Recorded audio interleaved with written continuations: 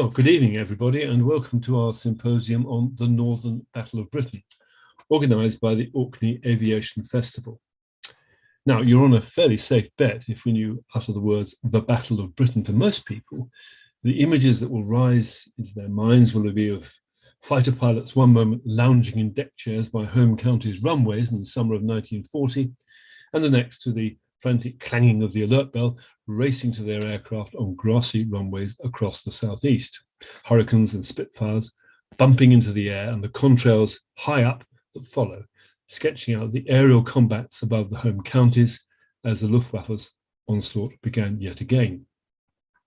But many other places across the United Kingdom can tell very similar stories to these, and not least much further north in our country. The Battle of Britain and the Blitz was by no means just a southern phenomenon. Coventry, of course, but also Scapa Flow, the first. Clydebank, Sheffield, Manchester, Liverpool, Hull, all received the onslaught of Reichsmarschall's Hermann Göring's Luftflotten, and in some cases, even during the so-called phony war. Well, it's a story that needs telling for justice to be done to the many beyond the south, in the RAF and in the cities and the countryside, who stood up to Fat Hermann and his bombers, and not least the pilots of the Fleet Air Arm, who also played a major part in the battle wherever it took them. Well, to do that justice, I'm joined tonight by four expert commentators and historians. And in due course, pleased by you, our welcome audience. Let me introduce our panel. Paul Beaver is an aviation and special forces historian. He's an international lecturer, and his books include Spitfire People, Spitfire Evolution, and Forgotten Few, the story of the Fleet Air Arm in the Battle of Britain. His latest book on the legendary naval pilot Winkle Brown will be published in April 2023. He's a familiar figure on national television, often called on for expert comment across a wide range of aviation and military affairs. Ian Brown has been curator at the National Museum of Flight at East Fortune in East Lothian for 17 years. He's worked on a number of high-profile exhibition projects, and he's an acknowledged authority on the history of radar. His latest book, Radar in Scotland, 1938 to 1946, embodying over 35 years of research, was published in April. Dr. Anthony Cumming earned his PhD in history at the University of Plymouth and won the University of London's Julian Corbett Prize for research in modern naval history. He's the author of The Royal Navy and the Battle of Britain, and he lives in Devon. And last but not least, Commander David Hobbs, MBERN retired, served in the Royal Navy at Fleet Air Arm, of course, as a pilot, and later became curator of the Fleet Air Arm Museum in Yeovilton. He has since established himself as an authoritative writer on naval aviation topics, with more than a dozen highly regarded books to his name. His latest, The Fleet Air Arm and the War in Europe, 1939 to 1945, features Royal Naval Air Station Hatston on mainland in Orkney. Just a bit of structure for you now. Each of our experts will first of all address a particular issue in the Northern Battle of Britain. After that, we'll progress to a general discussion, taking on board your questions as part of that colloquium. Please use the YouTube chat function to fire in your questions, the more the merrier. Paul, let me start with you. Paul, what were the German plans after the collapse of France in June 1940, and how, if any way, did those for the north of Britain differ from those from the south? Rob, good evening and good evening, everybody. The Battle of Britain is fantastic, isn't it? Because we tend to look at it from the 10th of July to the 31st of October 1940, as if suddenly midnight at the beginning and midnight at the end, everything ceased. So what we really need to do is look at the whole intensity of the Battle of Britain. And as Rob said in his introduction, German aircraft were active over Rosyth and over Scapa Flow right at the beginning of the phony war, and were engaged and were shot down. But when it comes to what was the German plan, that's a very difficult thing for an historian, particularly somebody like me who is a staff-trained army officer, to look at a plan and say, well, what was their plan?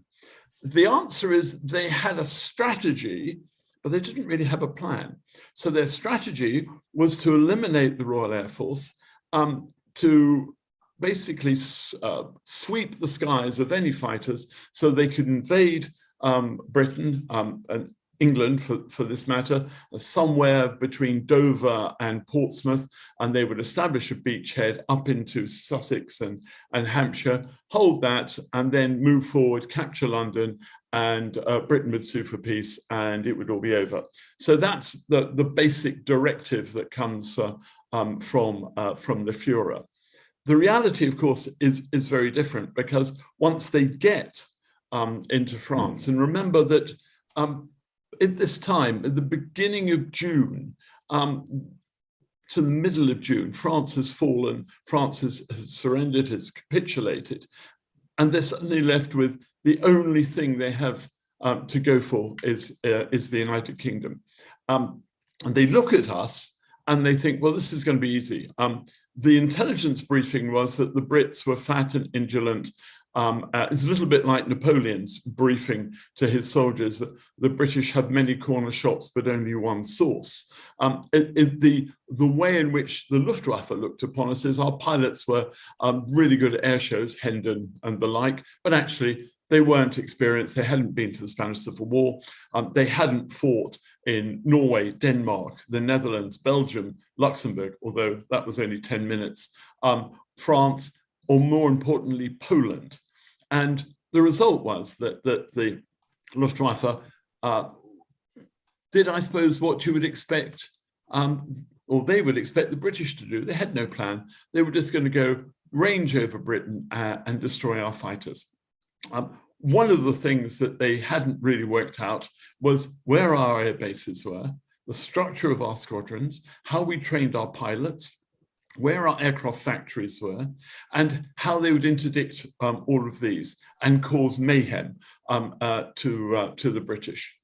What I find really fascinating about the Battle of Britain is that from all the research I've done over 40 years, we were never going to lose the Battle of Britain. It was going to be hard.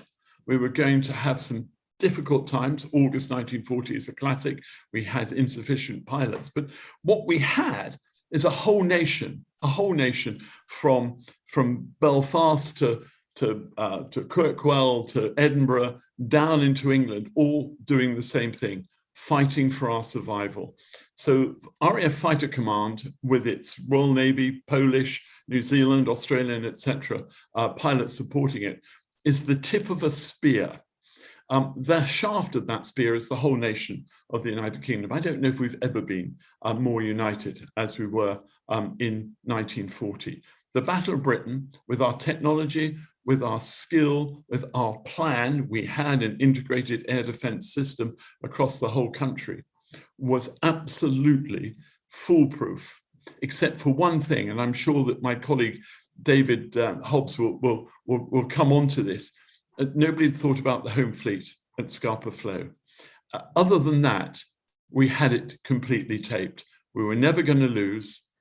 It just was going to be a matter of time. Thank you.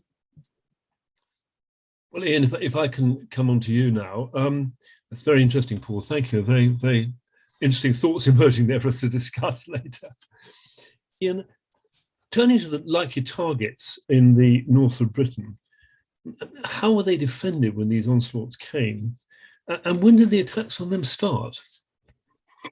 Yeah, thank you, and hello, everyone. It's interesting for me, as Paul mentioned earlier, that that traditional view of the Battle of Britain of from July to October is very deceptive, particularly when you're looking at events in the north. And I think it's interesting that if you look at the period, from the outbreak of war to the start of the Battle of Britain, which is, from September to May is what's known as the phony war, and then you have the invasion of the Low Countries. But that period is primarily what's seen as the phony war, which is there was pretty much nothing happening. Only really applies if you're talking about the soldiers of the British Expeditionary Force sitting in Belgium waiting for an attack. In the skies, certainly above northern Britain, that was very much not the case. And it's interesting, I was just reading recently that during those first 10 months of the war, 3/4 of all German aircraft shot down over Britain landed in the Lothians and Borders. And that's not counting one shot down further north. Obviously, there was aircraft shot down over Caithness and Orkney. That it was very much the Germans for the first 10 months of the war were concentrating on naval targets, primarily Rosyth and Scapa Flow. And that's because up until 1938, Rosyth was going to be the base of the home fleet. And it was only in 1938 the decision was taken to return to Scapa Flow as it had been in the First World War. So the air defences only really extended as far as the Firth of Forth by 1938. It was, and even then it was only with the Sudeten crisis, the Munich crisis, that the proper air defence system was set up covering the Firth of Forth. So there was radar set up in Berwickshire. So the start of an air defence system covering that. By the outbreak of war, it was extended up as far as the Tay, and there was a radar station at Netherbutton, operating completely in isolation, feeding into a filter station in a school in Wick, and that was the only filter room operating outside Headquarters Fighter Command. So the defence of Scapa Flow was very much seen as beyond the sort of integrated defences. So there was very much a rush to try and get everything in place, because there was a realisation that we had to defend the home fleet. Now, ultimately, that was undermined with the sinking of the Royal Oak in October 1939. And the temporary move of the fleet to Loch Ewe until the defences were upgraded. But certainly the focus for German air attacks were definitely on naval targets in those first 10 months of the war. And I think the events subsequent to that down in the southeast have massively overshadowed this. And I mean, a really good example of this, the first civilian casualty of over 60,000 civilian casualties of the Second World War was Jim Isbister, killed in an attack on the 16th of March. And it seems likely that the Germans were trying to bomb the pre-war airfield at Howe, and by accident killed a civilian. But it's forgotten that the first civilian death was in Orkney. It wasn't someone in the East End of London or somewhere like that. That was very much the focus of the German attacks, and the British response was getting in place, but was much slower. So that by the time of the start of the Battle of Britain, we did have a radar chain right up the east coast of Scotland, covering Orkney into Shetland as well. But it was very cobbled together. For example, Shetland was only protected with a flight of a few Gladiators based at Sunborough, which didn't really have a hope of catching any of the German aircraft. So it was well into the war before they were actually able to intercept and shoot down German aircraft over Shetland, even though there was aircraft overflying Shetland almost on a daily basis. The defences took time to get into place. And one has to bear in mind that radar was... the British radar system was only invented in 1935. The first station in Suffolk handed over in 1937. So it takes time to build the system that did eventually lead to that integrated air defence system that led to victory in the Battle of Britain. But yeah, certainly in the early stages of the war, it did achieve successes, but it wasn't foolproof. Ian, thank you. That's very interesting. Lots to come back to later on there. And we're getting some interesting questions already. One, for example, how solid was the early radar cover? Would it have been possible to avoid detection? So we'll come back to that in a minute. There's some questions coming in. Dr. Cumming, let's look at the sort of geopolitical aspect of all of this.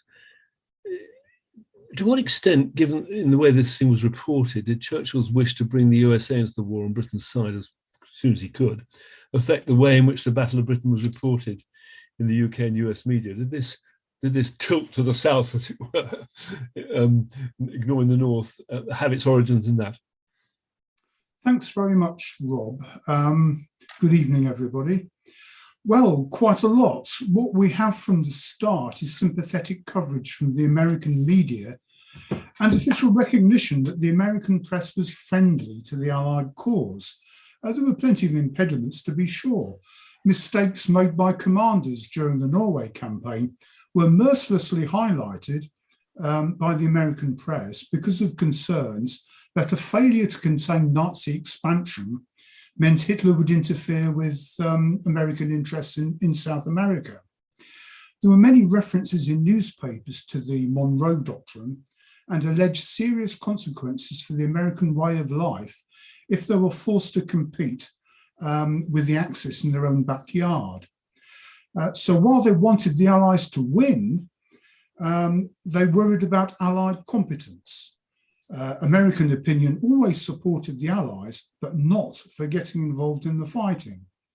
1940 was also a presidential election year, and Churchill hoped that a Roosevelt win would bring the USA into the war straight away. Of course, the term Battle of Britain was coined by Churchill after Dunkirk, when he declared the end of the Battle of France, and his speech was influenced by the American editor William Phillips Sims, who told him to say Britain would fight to the end and world civilization was at stake. His speech referred to all three services, not just the RAF as many assume. But until the controversial sinking of the French Mediterranean fleet on the 3rd of July, the American press focus was on the sea because they believed the Royal Navy was the principal shield against Axis expansion into the Americas. What American press and politicians feared most was Britain surrendering the fleet to the Axis, as the US Navy was then just a fraction of what it was to later become. Churchill used this to manipulate President Roosevelt, but it backfired, leading to questions on the lines of wasting valuable aid on the British if they were just going to give in. But this ruthless naval action calmed those fears, and the weight of American coverage fell on the air. This was largely because American correspondents congregating at Dover could see the air battles, whereas action at sea was mostly out of sight. Another advantage was the great appeal of aviation between the wars, and I believe the image of young and heroic fighter pilots going aloft to fight impossible odds resonated with American ideals of rugged individualism, fearlessness, and self-reliance, similar to the Wild West pioneer. Naval heroes were more problematic because they were tainted with empire.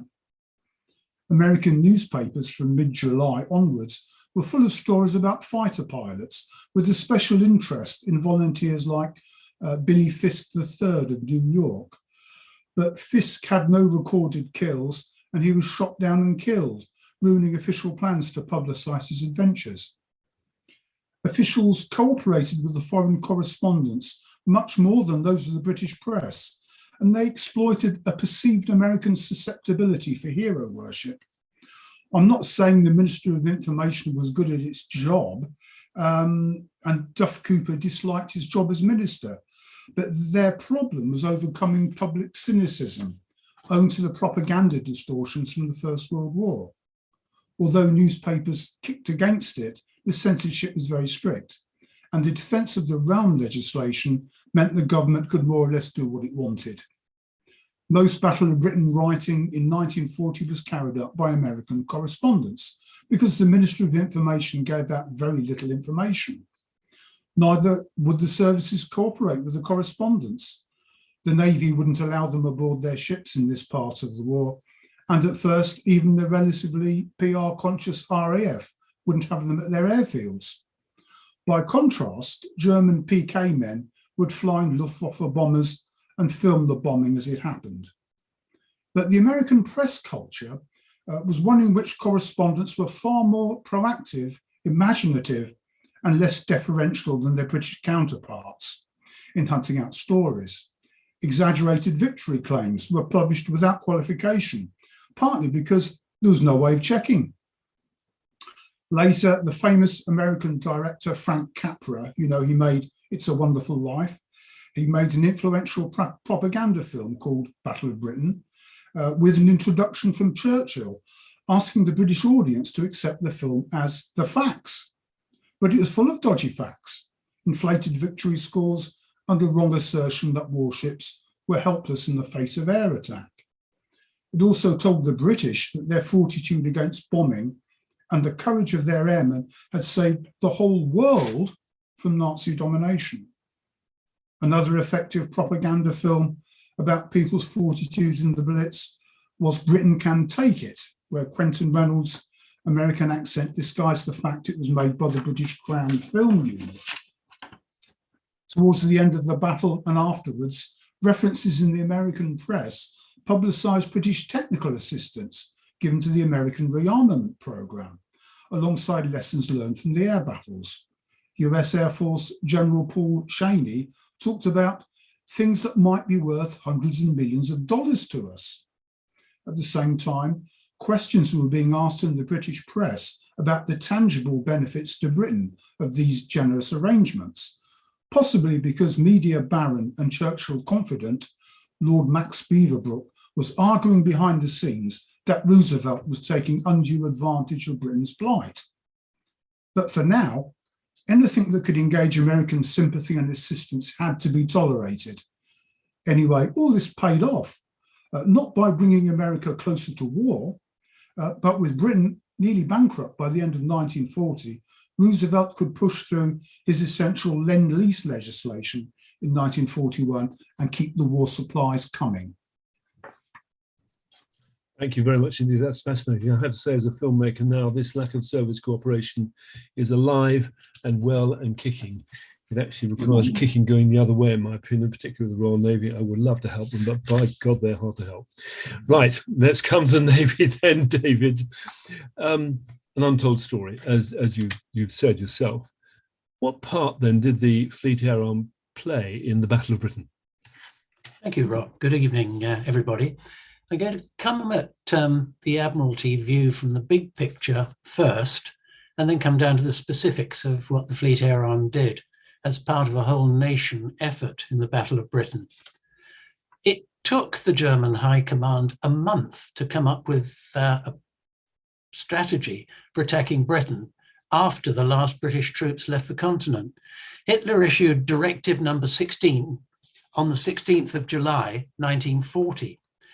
It's interesting to look at it, so I'll start with that, because he said the High Command of the German Armed Forces was to prepare to, and if necessary, carry out an invasion of England. In other words, he saw England suing for peace, as France has done. He didn't really see it as something that was likely to happen with any immediacy. Importantly, he made 5 preconditions which would have to be set in place before a landing in England could take place. They were, and I'll just skim through them, the RAF had to be eliminated to the extent that it could not oppose the landing, the air. Sea routes across the Channel were to be cleared of British mines. That's a naval precondition. German mines were to be laid to protect the invasion force flanks. That's a naval condition. Guns on the French coast were to make up for the lack of German warships. That's a naval condition. The British home and Mediterranean fleets were to be pinned down. That's a very big ask. And when you think about it, by the middle of 1940, after the losses the Germans had suffered in Norway, the German fleet comprised 4 cruisers, 8 destroyers, and about 26 submarines, many of which were in mid-Atlantic fighting a war against trade. At the height of the Battle of the Atlantic between the middle of July and end of October, the date specified in the award of a Battle of Britain clasp to the 3945 Star Medal, the British deployed 1 battleship, 8 cruisers, 45 destroyers, and over 1,000 MTBs and patrol boats into the seas around Britain. More warships could have arrived within hours from the home fleet in Scapa Flow and from western approaches in Plymouth. So the German fleet had no chance of escorting its amphibious shipping, such as it had, across the Channel. Viewed from that perspective, what the Admiralty instructed its fleet air arm to do fitted in with stopping the Germans from achieving their preconceived ideas. As we've heard from Ian, the fighter command didn't extend as far north as Scapa Flow, so 2 naval fighter squadrons were deployed, one at Hatston, 804 Squadron, and one near Thurso at Castletown on the north coast of Scotland. Both of these came under the operational control of Fighter Command, the sector headquarters at Wick, and therefore they met the criteria laid down in 1945, modified in 1960, to be awarded a Battle of Britain class. But it's worth looking at other squadrons that aren't recognised as flying part of the Battle of Britain operations. Just to give a few, 821 Swordfish Squadron was at Hatston, armed with torpedoes, ready to strike at any German warships that tried to close the Scottish coast. 3 Swordfish Squadrons and 2 Albacore Squadrons operated from airfields ashore in the south of England, and they carried out a series of operations in which they laid 300 mines in the Channel off the German-held ports, thus preventing them from getting sea dominance in the Channel. They attacked German tank columns and troop concentrations on the French coast. They attacked German gun positions firing across the Channel. One Albacore succeeded in shooting down a Bf-109 single-seat fighter. The telegraphist air gunner, using his Lewis gun, the back of the aircraft, shot the fighter down. And controversially, I think, he wasn't awarded a Battle of Britain clasp to his 3945 Star because he wasn't in a fighter-type aircraft under the orders of Fighter Command. How sensible is that? So the point I'm trying to make here is that the Fleet Air Arm played a full part with the world's largest navy in preventing the Germans getting anywhere near carrying out a seaborne invasion of any part of the United Kingdom. Churchill, one of his quotes, I'm going to get, that hasn't made it or isn't as well known to the public as the one about the few, unfortunately, was that in Britain, we understand the sea affair very thoroughly. It was this, above all things, which enabled us to regard the menace of invasion with a steady gaze. The Navy, the Royal Navy, the largest in the world, stood ready to defeat any attempt at invasion. Its ability was manifest.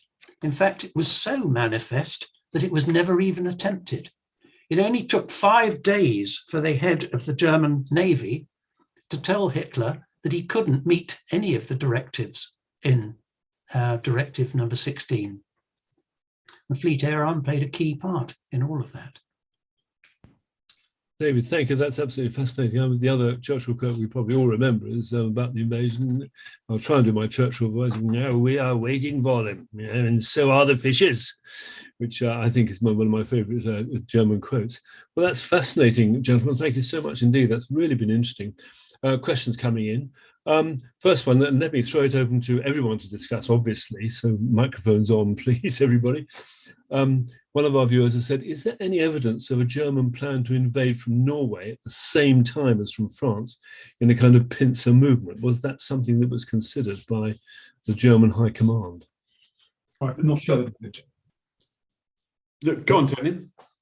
I've not heard of one. No.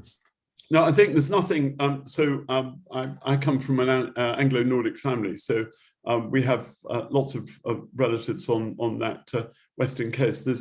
There are, I think, 2 basic reasons why that was never going to be a plan. One is, have you ever been across the North Sea, even in summer? It is a place for barges towed is just not going to happen. And there wasn't the logistic support for it. Neither were the troops for it either, because Norway had yet to be garrisoned at that time.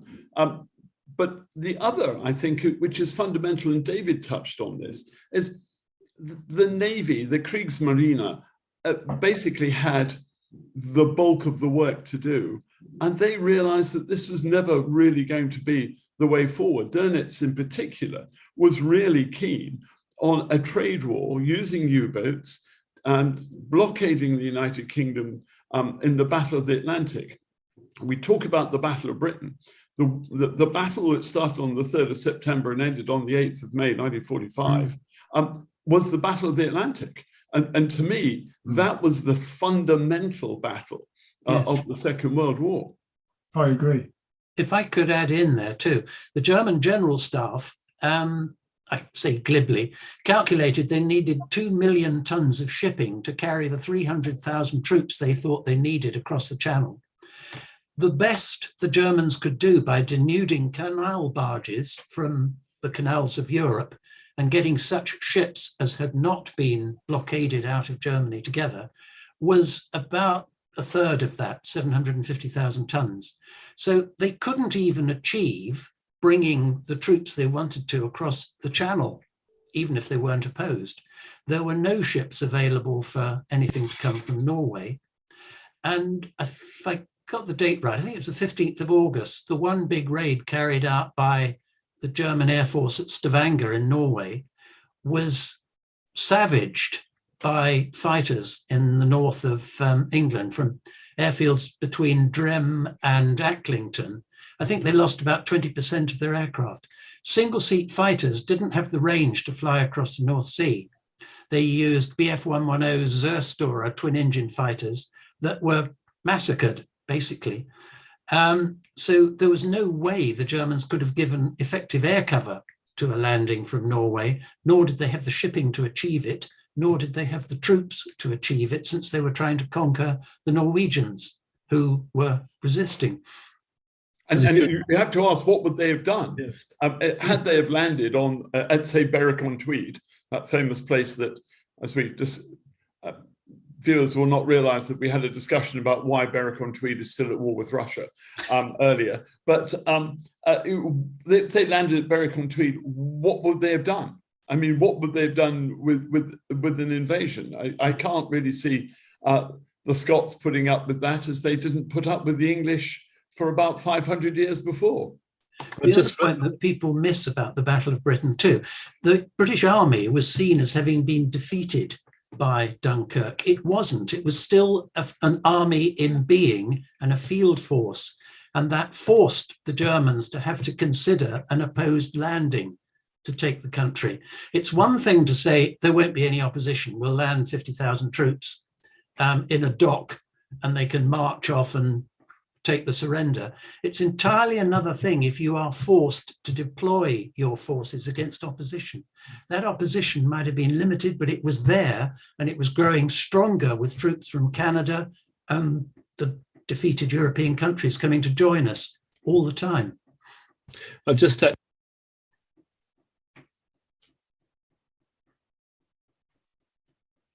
Seems to turn the problem. Rob, you've gone silent. Rob, we can't hear you. Sorry, beg your pardon, I might went off. I've just read a collection of short stories by C.S. Forrester called Gold from Crete. And the last story in it is an imagined landing. And what's very interesting for a naval author is he doesn't account for the Royal Navy doing anything at all about it until quite late. And includes HMS Hood arriving on scene and being sunk. I thought it was rather astonishing for a naval author, but it's quite a clever imagining of what, if they did get ashore, and that's not just airborne troops, but also infantry and to a degree armour and artillery, what they would have done, and they would still have been defeated. Can I turn to another issue about the radar cover? We've had a question from a viewer. How solid, if that's the word, excuse me, was a radar cover? Would it have been possible to avoid detection somehow with that fairly early, fairly primitive kind of radar? Presumably everyone's happy for me to field that question to begin with. Anyway. Yeah, I mean, as I say, at the outbreak of war, the chain itself only extended as far as the Firth of Tay, where there was absolutely no coverage between there and the station Netherburton covering Scapa Flow.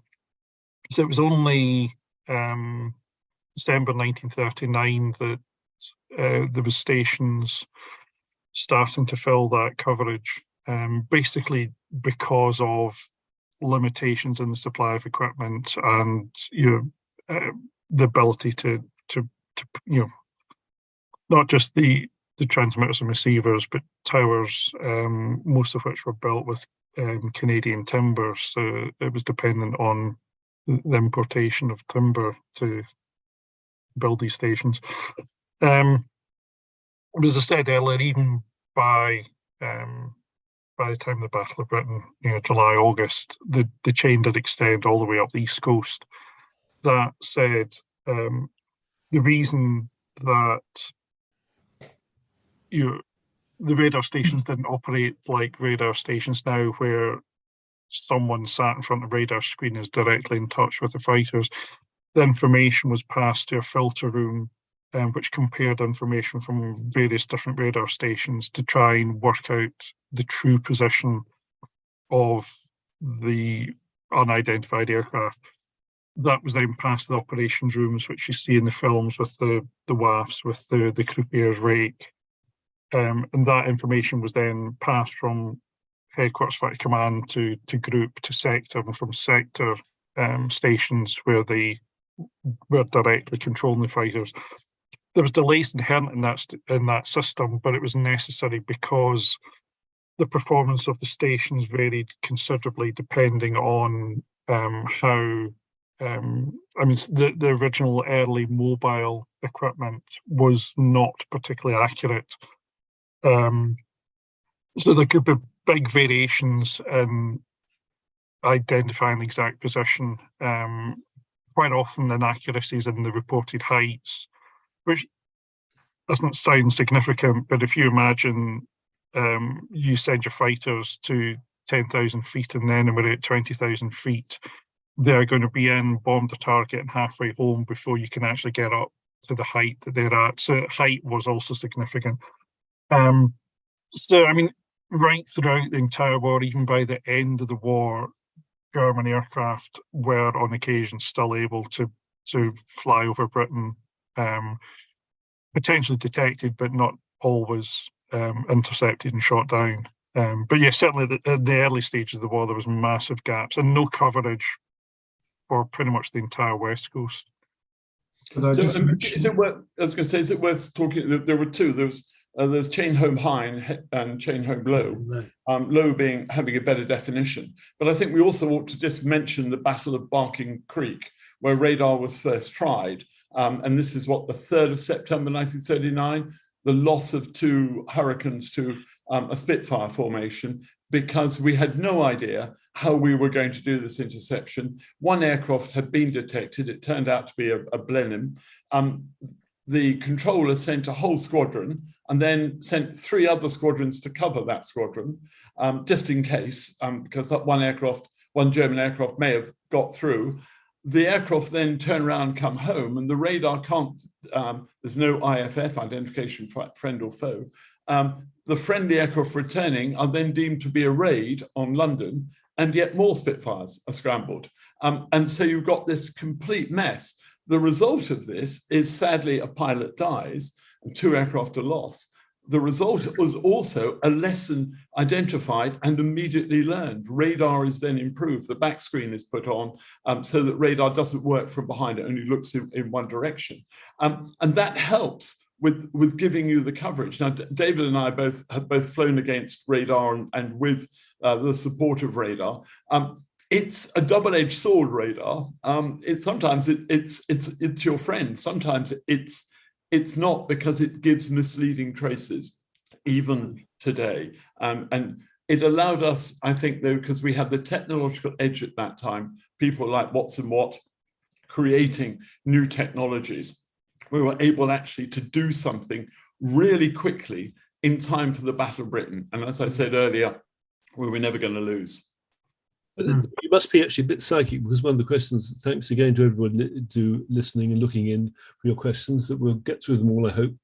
But this is a new question from one of our viewers. Once you've been scrambled, then how difficult is it, as you've just hinted, Paul, to find the aircraft you want to attack? I mean, I'll throw that one to everybody, really. Well, can I, if come straight in on, can I give you the Geoffrey Wellham 92 Squadron, Biggin Hill, scrambled, Angels 15,000 feet over Beachy Head. They get there in 10 minutes. The rate of climb of a Spitfire Mark II is, in September 1940, is around 1,100 feet per minute.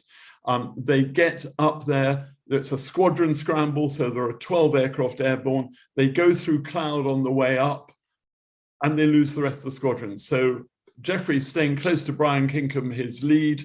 The two aircraft come out of the cloud, and the rest of the squadron isn't there. And the controller says, your trade now 150 plus. So there they are, two Spitfires coming out, and they're the only aircraft. That gives you, I think, an indication. Well. Say again? But there's another problem as well. All the radar stations face out to sea. Yep. So once the German aircraft cross the coast, the only way you can track it then is by visual observation from the Royal Observer Corps. So radar's lost it once it crosses the coast. And then if the raid changes direction, you're in trouble. The Royal Observer Corps apparently were very good at tracking raids, changes of direction in good weather. If the weather wasn't very good, hopeless. I mean, the other important point, which often gets overlooked, is communications. That right until after the Battle of Britain, the RAF were using high-frequency radio equipment, which had an air-to-ground range of about 30 to 40 miles. So for fighter aircraft to be controlled from the ground, they had to be no further away from their base than that. They did have forward radio relay stations to try and extend that range, but it was a major problem. There was also a lot of interference and issues with weather and things, and just interfering with the communications. Actually, until long after just after the Battle of Britain, when VHF radios became available in sufficient numbers to replace HF, communication was a big problem, and you're not going to be able to intercept an incoming raid if you lose contact with your ground controller. If I may just touch on what Paul said earlier, sadly the Battle of Barking Creek was not an isolated case, and in December 1939 there was two Hamdens returning from a raid on Norway, were identified, or were given an unidentified status. The pilots were mistakenly told that they were hostile. They went in to attack. The bombers supposedly didn't fire the correct Very signal of the day, so two of them were shot down with the loss of one of the crews. The subsequent court of inquiry said it was the responsibility of the fighter pilots, it was responsibility of the bomber crews to ensure that they were correctly identified, which Dowding, as head of Fighter Command, was horrified when he said this and said, "This is absolute nonsense. It is and always must be the responsibility of the fighter pilot to identify his target before he opens fire." And he basically considered that whitewash. But yeah, so that was caused by misidentification, miscommunication. And as Paul said, there was no identification friend or foe equipment, which would give a signal on a radar to indicate an aircraft that were friendly. And even once that equipment became widespread, it was still, sometimes the sets would break down, so you couldn't always assume a lack of IFF meant it was hostile. But yes, sadly, misidentification of aircraft was not that rare. I think it's worth saying to our questioner there that actually it wasn't foolproof, but we had a lot of experience by September 1940 in putting sufficient aircraft into position. I mean, on the famous time in September 15th, when all 21 squadrons in the southeast were airborne.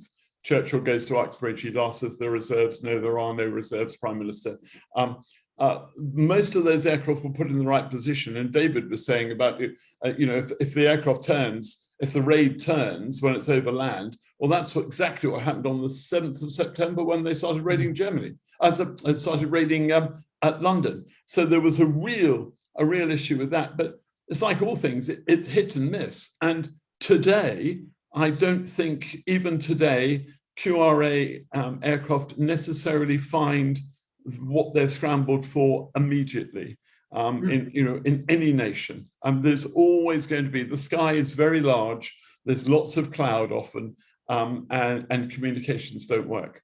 Yeah, I mean, also, if you read Dizzy Allen's book, he says that something like half of the aircraft put into the air in the Battle of Britain, primarily, I imagine, over the southeast, did not actually make contact with the enemy. Considerably more than half. Possibly, yes. Only 17% of fighter command pilots shot down an enemy aircraft. There we are. This is about contact rather than shooting down, but point taken, David. Can I move on to another question, please, gentlemen? It's a big one. It's a big strategic one, so let's throw it over to everybody. Would Britain have coped, one of our viewers asked, without the USA entering the war? Well, considering Britain was virtually bankrupt by the end of 1940, and Lord Lothian, the British ambassador to the United States, goes to America, I think it was in December. He says, well, boys, we're broke. So, no, I don't think we would have carried on for very long if the Americans hadn't have helped. What can you do without money? We had really sold everything we owned. We did. We'd already done that, Rob. Yeah. I mean, we've done that. I think there was a county class cruiser which left Simonstown on the 9th of December 1940 with the last of our gold, and took it to America. So we gave them half the Virgin Islands, the rights on Bermuda, Jamaica, whatever, Diageo Garcia, you name it. This is what Lord Beaverbrook complains about all the time. American demands for kit. We ordered a large number of Hispano cannon from the Americans. They didn't arrive. We sent them machine tools to make them. We lost those because they decided they'd keep the cannon manufactured for the RAF for themselves to aid their own rearmament program. So, the Americans seem to be doing lots of things which were going to evoke criticism, like forcing us to hand over our South African gold. And also to repay everything. It's a staggering fact that the assets. Yeah, the last check signed, because we didn't benefit from them, at least in the sense of it wasn't a Marshall Plan for us, I should say. But the last check, there wasn't much choice. No, there wasn't. But the last check, if you remember, repaying that was signed by Ed Balls when he was Financial Secretary of the Treasury. That's the last check. And we are the only nation. We are the only nation to have paid our debt to America. For those from France, Italy, etc., who might be listening, we are the only nation that pays its debts. But having said that, we didn't pay off our First World War debt, did we? We did eventually to the Americans. Did we? I don't think we did. Okay, well, I thought we did, but Well, can I jump in with another big one from one of our? It's a big strategic question from one of our viewers, and we've touched on it, but we can elaborate. Please, everybody, elaborate. What does the panel think? What does everyone think was Britain's most important line of defence in this particular period of time? I think this viewer wants to know. That depends on the colour of your uniform. If you're in the Royal Air Force, it was Royal Air Force Fighter Command, the brave 2,354 pilots who saved Britain. If you're in the Royal Navy, it's the destroyers and etc., which defended our coastline. If you're in the army, it's the brave soldiers who've just come back from Dunkirk and were reissued with rifles and meant to put on the line. I think it does depend militarily on that. I'd like to be slightly and get my colleagues to shoot me down, perhaps, but I think it was our best line of defence was us. It was the people, the whole nation. We were bloody minded. We aren't going to let them go. We aren't going to let the Germans. We have spirit of resistance. No, just like the Ukrainians. No, bugger off. Yeah, this is our place, not yours. There is another point too, and that's the period where the Battle of Britain is defined from the 10th of July to the 31st of October. More people died in the merchant navy carrying foodstuff and stores to Britain than died in the whole of the Royal Air Force, let alone fighter command. So I think the biggest debt we owe to them. A lot of them wore civilian clothing. They were spat at in the streets and people shouted at them, why don't you join the army? Because they didn't know who they were or what they were doing. And I think the nation owes the merchant seamen an enormous debt. Still. Yeah, they do. I mean, I was at the Merchant Navy Memorial Service this year, which was led by Lord West. And actually, it's probably one of the last occasions in which we sang God Save the Queen. And that was a moment at the wonderful memorial on Tower Hill. Nonetheless, I mean, is there anything you can really isolate? I mean, I take Paul's point, very wittily put, but is there something which we can say is absolutely crucial? I mean, Dizzy Allen's book, Who Won the Battle of Britain, concludes without in any way gainsaying the heroism of the Royal Air Force and its fighter pilot crews. It was in the end the Royal Navy, because the invasion was simply not a runner. But is anybody prepared to come down on one particular colour of uniform, or is it just a mixture? I think it should be seen as a national thing, because not only was it the armed services, the merchant navy and all the rest of it, but it was the people who went bravely about their business in cities that were being devastated by bombing raids night over night. They could have rioted. They could have demanded that the government sued for peace terms. They didn't. They went on bravely doing whatever it was they did. And I think as a whole nation, we stood firm. And that was the line that ultimately gave us victory. Thank you, David. I think we've lost sight of this, because I think during the war, Churchill wanted to focus attention on the elites. So, the pilot elite is ideal. During the war, there was an event called Civil Defence Day, and that became Battle of Britain Sunday by 1943. And that's an event that basically the Air Force took over and owned. So there's no place anymore for firefighters, nurses, ordinary civilians, merchant navy personnel, etc., etc., etc. It was to focus attention on the elite, and it was done for political reasons, in my opinion. One of the viewers has just come in to say his father, who was a farmer, was disappointed that farmers got no service medal. That's an interesting point. And another army aspect to mention, one of our viewers says, is a substantial anti-aircraft gun cover in place. And that was there by the time of the biggest air raids on Scapa in March, April 1940. So that must be a significant contribution. And balloons as well. I mean, this goes back to my point in my opening statement about integrated air defence. We literally had an integrated system. We had the Observer Corps. They didn't get the Royal Accolade until 1941.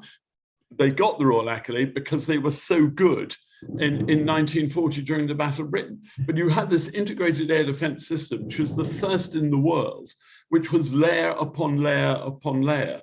And that included anti-aircraft guns. And that worked really well in the second Battle of Britain, which was when the V1s were launched in 1944, in July 44. So you can say there was a second attack, a second blitz, certainly, with that. I think that integrated. But to go to the medal one, my mother was in the Women's Land Army, and she was 83, before they were recognized for their part. And she all they got was a certificate. I think the medal thing is always difficult. Who should get a medal? And David and I will probably remember the arguments about down south in the Falklands, where just about every Royal Air Force aircrew got a medal because they all flew down to Ascension with an essential load of something, whereas the rest of us didn't, because we were just helping. I met people who'd done that. They filled the back of a Nimrod to fly down there for one sortie to get a medal. Yeah. And they openly admitted it. Yeah. But that's just purely, you understand, the colour. But I do think on the medal for the Battle of Britain thing, I find it offensive that if you were a pilot in fighter command in flying an authorised sortie in a fighter type aircraft between those dates, you got a bar to the 3945 star. If you were the pilot of an Albacore dive bombing German tanks and being shot at off Calais, you didn't. If you were the air gunner of an Albacore that shot down an enemy fighter, you didn't. If you were a gunner manning the anti-aircraft guns at Scapa Flow trying to stop German aircraft flying over the fleet, you didn't. And I think that's entirely wrong. It was a whole nation thing. It should either be recognised as such or not at all. So the idea once that we should have a Battle for Britain memorial to commemorate a wide range of participants, but unfortunately nobody's taken that. But then you're absolutely right. I mean, if you look at this, the 57 Fleet Air Arm pilots who flew in the Battle of Britain in recognised squadrons, and they included pilots who flew Barder's wingman, for example, in 242. Was a naval officer. In fact, he was written up as being exceptional, and Barder wanted him to change to the Royal Air Force to change service. But you get, if you look at that, they were not until 1960 recognised as being in the Battle of Britain, even though they flew with Battle of Britain squadrons. So you've got all of these arguments. I mean, Winkle Brown, as he said, he was at station flight at Yeovilton. And they were launched to defend the station. Well, that was part of the Battle of Britain, even if it was a Sea Gladiator going airborne with just 2 machine guns. So you've got a whole list of these people. And to narrow it down to a certain number of squadrons and to give those people, so Bob Stanford Tuck, I think it was, or maybe Johnny Johnson, I think Johnny Johnson did 1 sortie in the Battle of Britain. And then that night, broke his shoulder in a rugby game and still got his Battle of Britain class, much to the annoyance of Winkle Brown. 1 sortie, yes. It's interesting because you're speaking of the general public, the pulling together, though it did have its moments, didn't it, with strikes in the mines and on the docks and so on, but that came a bit later. But you remember that vignette, Orwell trying to understand England, your England. He passes a pub and he hears the piano tune. You can't do that there, here. You can't do that there, here. Anywhere else you can do that there, but you can't do that there, here. And for him, that sort of summed up this, for you're just not going to do this here, which I think several of our panel had alluded to. You're just not going to do it. And that's that. And the rest of it flows out of that. Patricia Long's put an interesting point, coming very specific now about the Scarpa barrage. She says she thinks that maybe she's heard a suggestion that may not have been sufficiently recognised for its importance in obviously protecting the home fleet and so on. What do we make of that? Box barrage was the technological way you put up a cone of shrapnel, which an enemy aircraft would have to fly through. Because you couldn't accurately predict the path of an aircraft and the path of a shell to fire a single aimed round that would bring it down, what you did in the early war years was put up shells that had a time mechanical fuse. In other words, they were timed to go bang at 5,000 feet, 10,000 feet or whatever. Gave you a cone of shrapnel, an enemy aircraft would fly through it and hopefully would be sufficiently damaged to be brought down. And that's what they would do. By night, it looked a pretty spectacular firework display. A lot of the people in London who described air raids with metal falling down on them, it wasn't anything dropped by a German bomber. It was the fragments of shells fired with time mechanical fuses. Later in the war, you had variable time fuses, effectively a little radar set in the front of it, which would set it off on proximity to a target. So you could fire a lot fewer shells that would pass nearer a target and explode. The box barrage was the best you could do in 1940, and it was effective. Expensive in terms of shells fired. Yeah, I may have been unclear, forgive me. That's very interesting, by the way. Thank you for that, David. But this lady is talking about the Scarpa barrage. Is that the same thing? That's is that a naval? Is that something? Is that the? Is she talking about the anti-aircraft gun barrage, or I'm not clear actually. The boom defense barrage? She says the Scarpa barrage, so it could be both or either. It's usually taken to mean the anti-aircraft gun barrage that you put up for an air raid. Yeah, I mean, can I just? We're getting near the end of time, gentlemen. But can I come back to one thing though, which I thought was a very interesting point? That all the points are interesting. Thank you so much. It's brilliant, really fascinating. This poor intelligence of the Luftwaffe over the way the RAF worked. That's quite surprising to hear that. Obviously, clearly the case, but how can it be that such an efficient nation didn't really work out how the RAF worked and adjust tactics and strategy accordingly? Well, can I do the intelligence bit on this, which is sort of part of my background. The Luftwaffe appointed Oberst Schmidt, Bappo Schmidt, to be head of their intelligence service. Bappo Schmidt was not a trained intelligence officer. He was a loyal party member.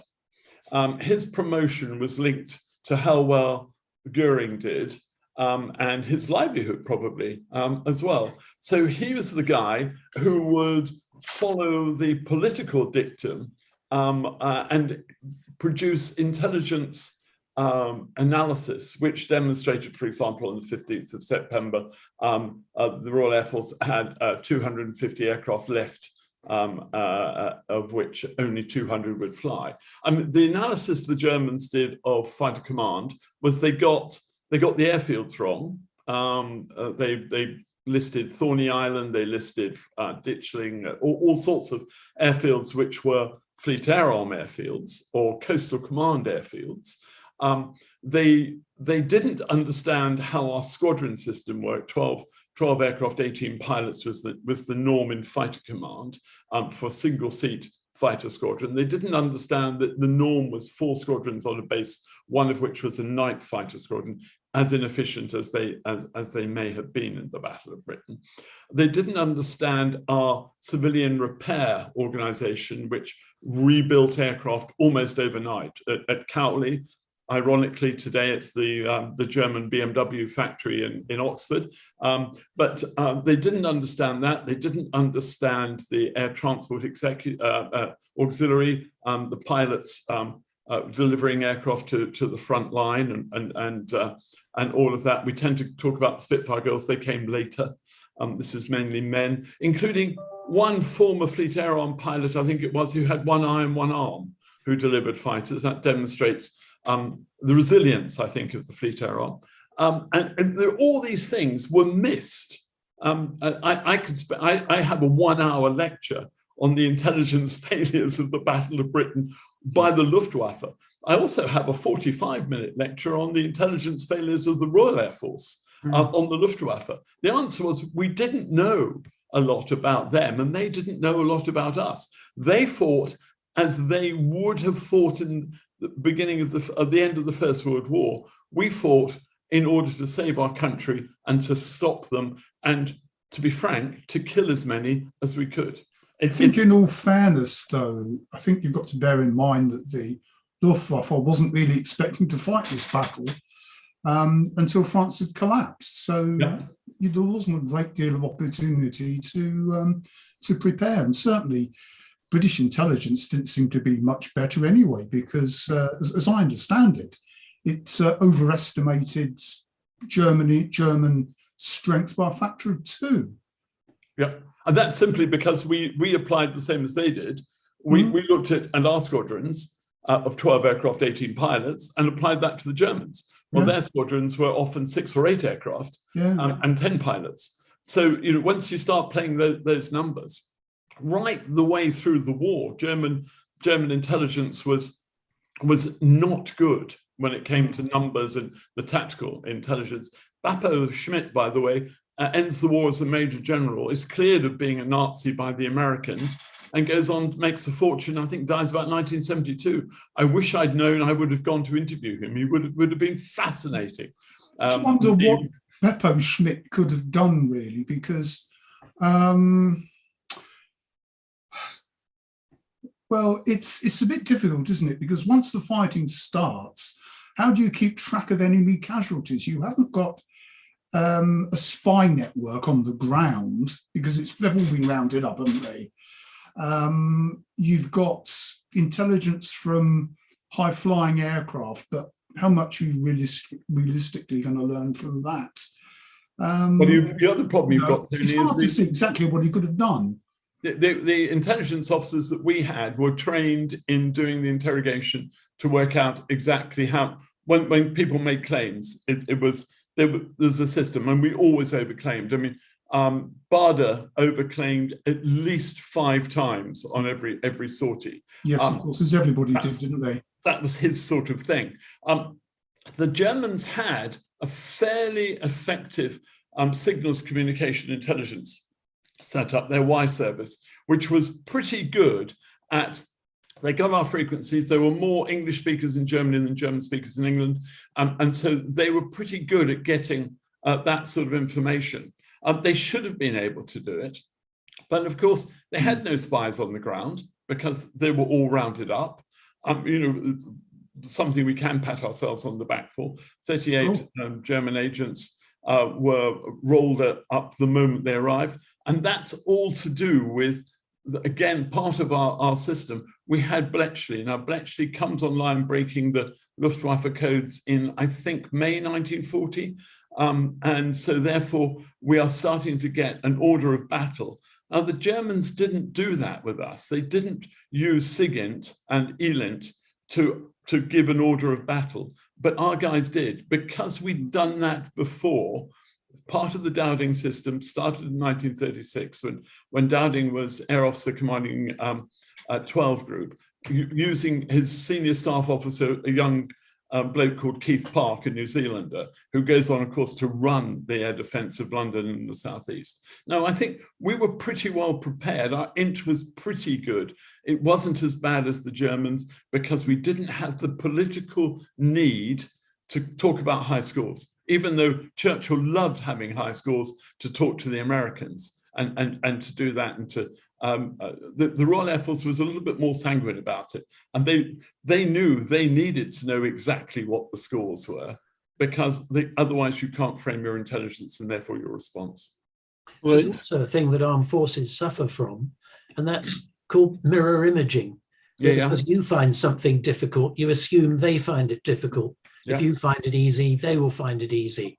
And to a certain extent, that applied during the battle because they assumed they had the same outlook and feelings that we did.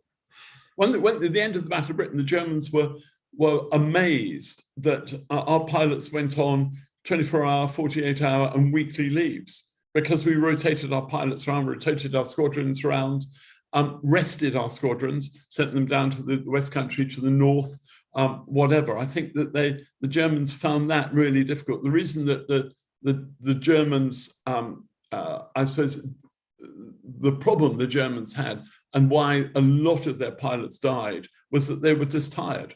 And then, of course, they went, if they were still alive, they went to the Eastern Front.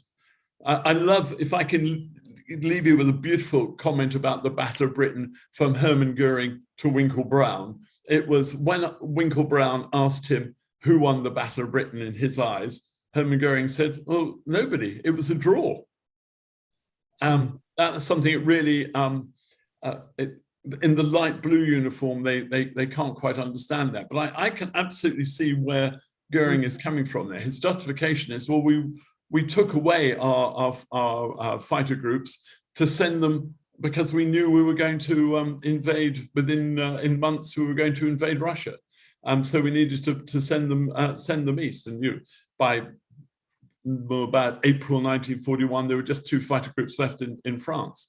But it's where you come from and how you look at it, and we are forced.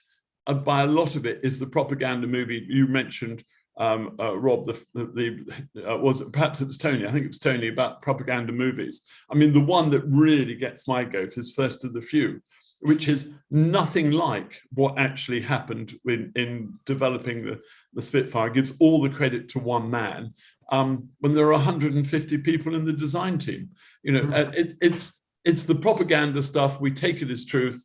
You get the official histories that come out in 1945 to 1950.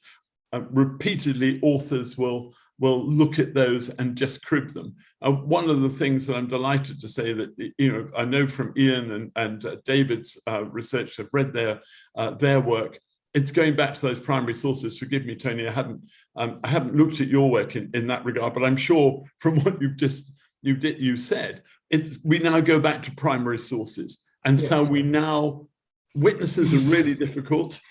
You don't want to have a witness. You need to have corroborative evidence. You need it to be written. And of course, the early histories didn't understand anything about most secret source, about Bletchley, because it was still secret until 1973. That's right. Well, gentlemen, I think we're running out of time, if you'll forgive us. And if there's any other major point I'm stopping you from making, please shut me up. But if there isn't, thank you very, very much indeed to everyone, to Paul, Ian, Anthony and David, for a really interesting evening. And of course, to everyone who joined us online, that point about the HAA barrage was absolutely right. That's been confirmed by our viewer there. And we must say many thanks to Harry Firth and the Orkney International Science Festival's technical team for making all this happen. We'd have been nowhere without them. But there's a couple of upcoming events that our viewers should know about for their interest. Tomorrow from 10 in the morning, there's You Ought to Take a Norwegian to Show You. This is Robert Foden telling the story of the first flight across the North Sea made by the Norwegian Trygve Gran in 1914, flying from Cruden Bay to Stavanger in a Blériot, which makes your hair stand on end, really, doesn't it, thought of that. And also tomorrow, that's from 10 o'clock in the morning in a similar forum to this, Aviation and the Art of Engineering. That's from 2 o'clock. Professor Dugald Cameron-Obi will elaborate on this bold and for me very true claim for the art of engineering. He says, the greatest of all the arts of mankind, in that it uses science and art in the creation of useful objects and does so in the service of humankind in all of its aspects. It is an art, the art of engineering. So you can join that via oisf.org. So that's Orkney International Science Festival.org, oisf.org. You go to features on the page, click on other festivals, and top left, and you'll find. And that's not the end of the story. Looking forward, there are some major Scottish aviation 90th anniversaries just around the corner. Next year, in fact, Midland and Scottish Airferries Limited took to the air with a flight from Renfrew to Campbelltown the 18th of April 1933. 3 weeks later, on the 8th of May 1933, Ted Freston's Highland Airways began its air service from Inverness to Kirkwall. And they still hold the record, by the way, for the longest continuously running passenger air service in Europe. And also in 2023, the 90th anniversary of the first air ambulance flights in Scotland. Shows how Scots, pioneers in so many ways, have long chalked up aviation first too. Well, the Orkney Aviation Festival, we've organised tonight, plan to highlight these important events next year, as well as the 90th anniversaries of the airmail service to Orkney, post costing the same as the surface mail, and the original Orkney Inter-Island Air Service the following year. But keep looking out for more details about all of that at oisf.org, the Orkney International Science Festival website. That's oisf.org, where a recording of this colloquium will be found. So thank you very much, everybody. It's been absolutely fascinating. I've learned an enormous amount. And thank you so much for giving us so generously of your time. And so goodbye. And I would say safe home, but most of you are already there. So good night. Thanks a lot. Bye.